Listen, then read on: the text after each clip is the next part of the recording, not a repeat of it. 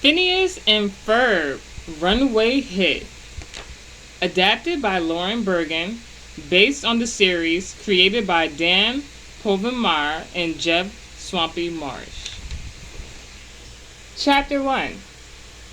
It was the start of another potentially boring summer day in the lives of Phineas and Ferb.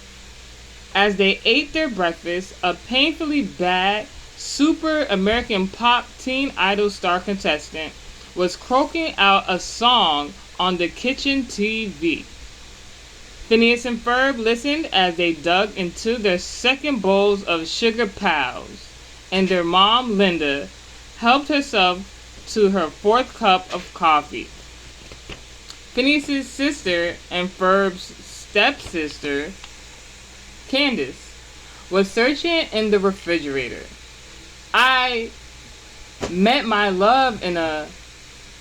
The boy on the show belted out at the top of his lungs, sounding a lot like a human bagpipe, only worse.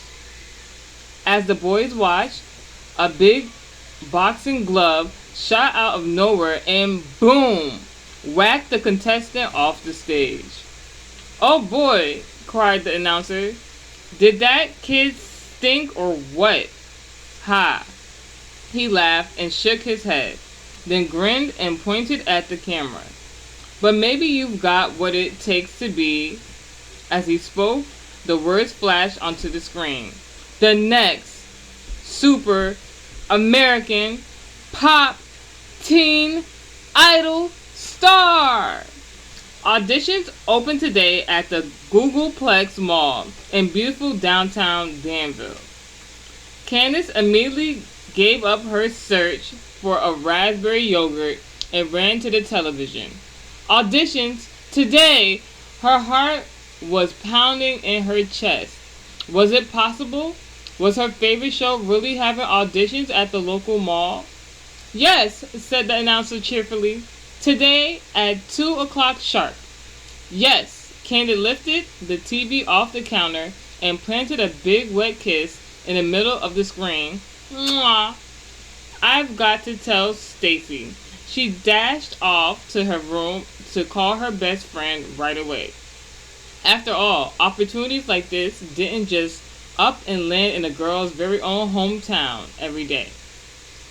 Unfortunately, Candace forgot that she was still holding the television set, and it was still plugged into the wall. "Oh," she cried as her arms flew back and thunk, her rear end hit the floor. Phineas and Ferb glanced at Candace from their seats at the kitchen table to see what all the noise was about. Then they went back to eating their cereal.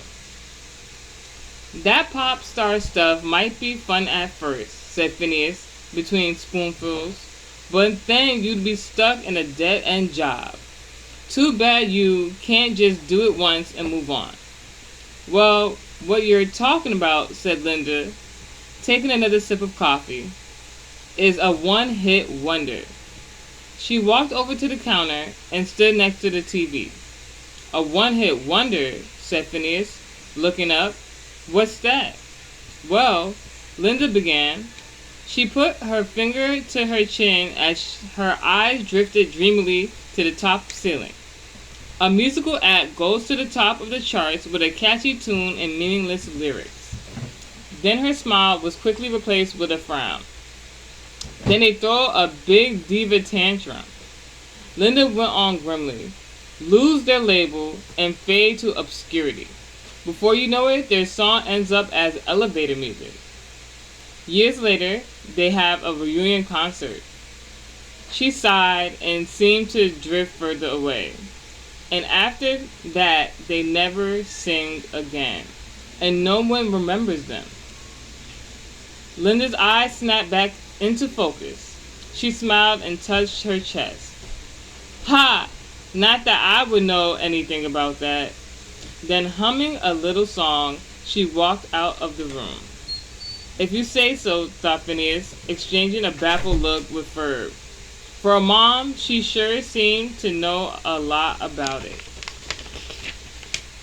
Phineas shrugged as Linda was giving her a description.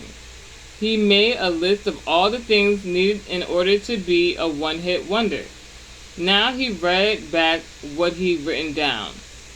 Hit record, diva trend, hit record, diva tantrum, elevator music, reunion tour. A one-hit wonder, he said. Ferb, he said excitedly, I know what we're gonna do today. But Ferb was always a beat ahead of his stepbrother. He'd already strapped on an electric guitar and was ready to go.